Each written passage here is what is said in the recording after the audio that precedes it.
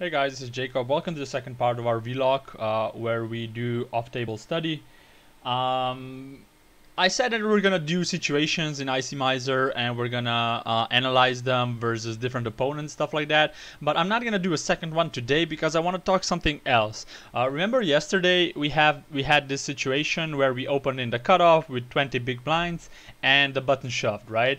And we analyzed 3 different opponents: a tight aggressive guy, an aggressive guy, and a nit. And we kind of put them on a range they're shoving with, and then we kind of got a solution on what we should be calling with, right? This is all fine, but this is just the kind of the end step adjustment you want to make, right? When he already shoves, and then we decide what to call based on their player type, right? But what I didn't mention is that we can always adjust prior to even opening, right? Because if you know, for example, we're in the cutoff, so we have 3 people left to act behind us. We have the button, the small blind, and the big blind, right? And if you know their player types, if you know what type of players they are, you know what you can expect, how they're gonna react in a lot of cases, right? And therefore you can adjust your pre-flop opening range already. So this is what I wanted to discuss. So we're gonna talk a little bit about this, and in our vlog number 3 we're gonna go ahead and do another situation. So what we decided is, we were in the cutoff, we had 20 big blinds adjusted. If we had way more, like if we had a lot more, like 30, 35, 40, we would be opening probably a decent amount wider than we actually are. But with 20 big blinds we decided that we're gonna open that we're gonna open 27% in the cutoff, right? So this is down here, this is 27%. You can see it here in the graph, on the chart, right? So it includes all pocket pairs, like all suited aces, a lot of suited kings, queens, suited connectors, some off-suited aces, and basically all broadways, even off-suited, right? So this is all fine. So we decided, like based on our stack size, we decided and our position, we decided we want to open about 27%, right? But now here's the catch. Like if you know the players behind you, you can adjust those ranges before, so you can even maximize your EV if you want in a certain spot. So for example, we're gonna have two situations here. Obviously there can be a mix, and then you have to act accordingly. But we're gonna look at the situation where we have guys that are a bit on a tighter side sitting on the button and on the blinds, and then we're gonna see the situation when we have a bunch of aggressive guys in the button and in the blinds, right? So let's go first with the tight players on the button and the blinds. So what's the, like, this is, for example, this is a nit here. He's opening like 13, like he's putting like he's opening 10% of hands first thing. He's 3-betting only 3%, so he's not playing a lot of hands, and the hands that he's playing are fairly strong, right? And versus those guys, you don't expect a lot of resistance. You don't expect a lot of 3-bets from them. They're probably never ever gonna bluff 3-bet you. They're never gonna play back at you with random hands or with bluffy hands, right? They're just gonna wait for a strong hand and then play that hand. And what that means is that when we open a hand, they're gonna fold a lot. So our bets are gonna go through a lot of the times. So a logical adjustment in our opening range here would be that we should open way wider, right? If we have tight players in the button and the blinds, because we don't expect to get raised a lot. And when we do get raised, we can easily fold just because they always have the nuts. So in terms of that, like our 27% range could look a lot wider here. Like we're gonna have a perfect situation where all 3 of them are tight, right, and folding a lot, and therefore we can just like expand our opening range here, because we expect to win like 80-90% of the time, right? They're just gonna fold and we're gonna take the blinds. So we're definitely opening all suited kings. We can be opening all suited queens. Something like Jack 5 suited and above, 10-6 suited, 9-6 suited, 8-6. They're all very well, like they have nice playability when we get called, and it's a nice way to widen your range in that sense. Obviously, King 9 off, Queen 9 off, Jack 9 off, all aces. We can easily open all aces. We can go like King 7 off in terms of off suited, Queen 7, Jack 8, 10 8, 9 8, something like this, for example. You see, like this is like 50% of the hands now. So what I'm trying to say is that you can even double your opening range, or even more. You can try, like if they're folding a lot, I would go even close to opening any 2, as long as they don't start adjusting and 3-betting us more, right? So for example, I would add even the smaller suited connectors, 10-5 suited, all suited jacks, and we're at 51%, right? And you can even wider this range in terms of the off-suited hands. Like you can go wider in the King X range, King 6 off, King 5 off, right? So let's say 53%. And this should be fairly profitable if you have three guys like that, right? So let's say we want to have this like 53%. So I'm gonna write it down, 53%, which is gonna include all pocket pairs.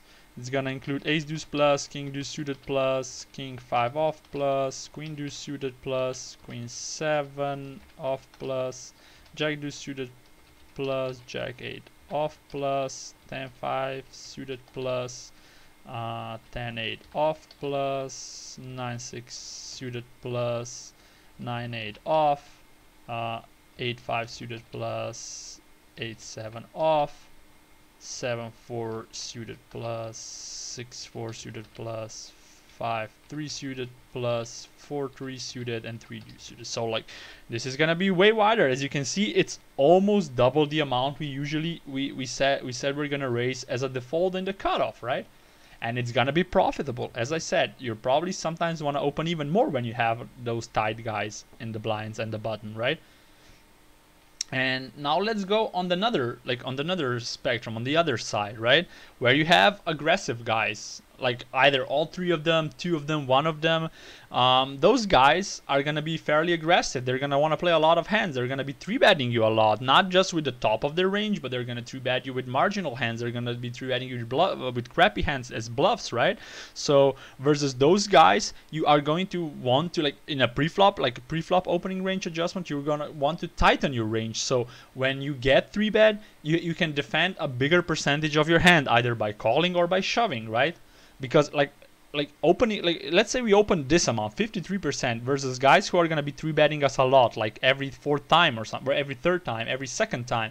This is going to be a disaster. We're going to be losing a lot of money just because you're going to have to fold like 80% of those hands, right? So we're just going to be throwing those two big blinds in the dumpster every time, like 80% of the time, right?